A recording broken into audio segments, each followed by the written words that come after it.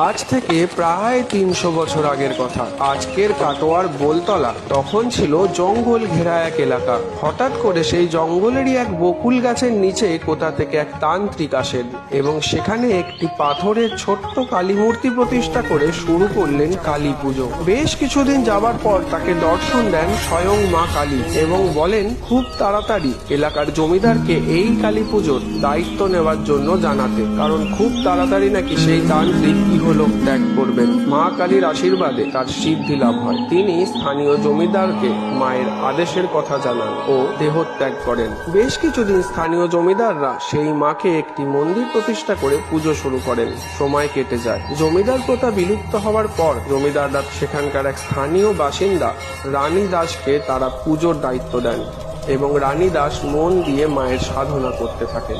তাকেও একবার দর্শন দেন স্বয়ং মা কালী এবং জানান মায়ের একটি মৃন্ময়ী মূর্তি তৈরি করে পুজো শুরু করতে এবং মশালের আলোয় প্রতিমাকে নিয়ে গ্রামবাসীরা দৌড়াতে দৌড়াতে যেন পাশের গ্রাম আমডাঙ্গায় নিয়ে যান এবং সেখানে বুড়ো শিবের সঙ্গে দেখা করে আসার পর মন্দিরেরই পাশের পুকুরে যেন তাকে বিসর্জন দেওয়া হয়।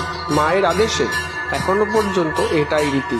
আর এই বিসর্জন দেখতে প্রচুর মানুষ এক জায়গায় আসেন। জয় মা কালী।